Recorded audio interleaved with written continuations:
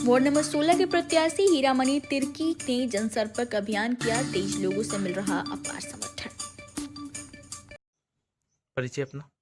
मेरा नाम हीरामणि तिर्की है। मैं वार्ड नंबर 16 की वार्ड पार्षद प्रत्याशी हूँ।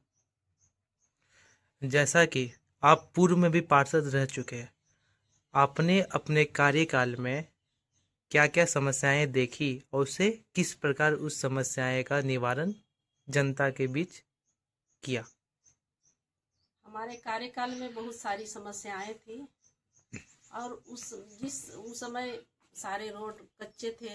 बहुत सारे रोड कच्चा नाली थे, बहुत नाली कच्चा थे, बहुत रोड कच्चे थे और बहुत साफ सफाई की भी व्यवस्था सही ढंग से नहीं थी उस समय। लेकिन धीरे धीरे करते करते मैं सारी व्यवस्था को मैं सुदृढ़ करने का काम की हूँ और सारे रोड नाली को मैं सुव्यवस्थित ढंग से बनाने का कार्य कर रही हूँ।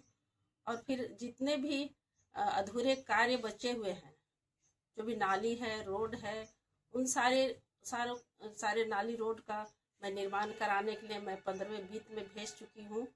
जो भी अभी अधूरा पड़ा हुआ है उन सारे नाली और रोडों का मैं 15वें वित्त में भेज चुकी हूँ। तो वो जब चुनाव होगा उसके बाद वो 15वें वित्त का कार्य होगा।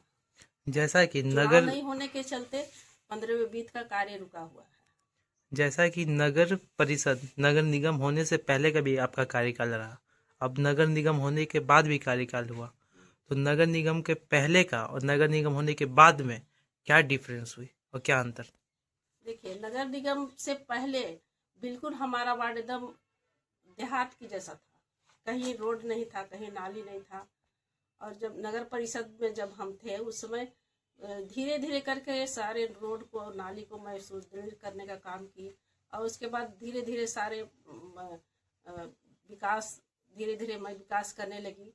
और फिर जब नगर निगम हुआ तो उस समय भी मैं इन सारे कार्यों को मैं पूरा करने का काम की हूँ।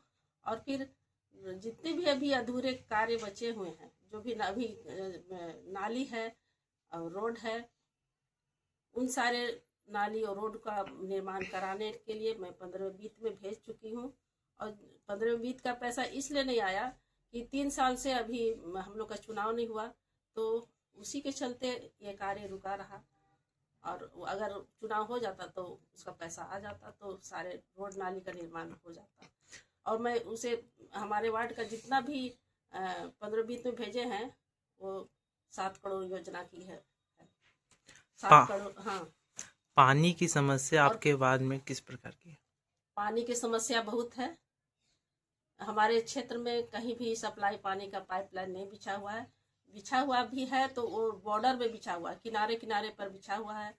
और जब 2010 में हम लोग सेकेंड फेज का चालू हुआ और जुटको कंपनी के द्वारा, तो उस समय हम लोग गर्मी के मौसम में ही पूरे क्षेत्र में घूम घूम करके एक एक रोड में हम लोग चिन्हित किया और उसमें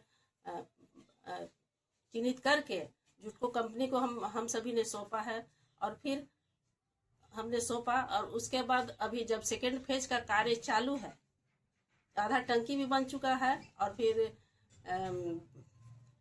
क्या बोलते हैं, यहाँ पर बैरिया के पास जो हाउसिंग कॉलोनी है वहाँ पर उसको बहुत बड़ा प्लांट बन रहा है पानी का।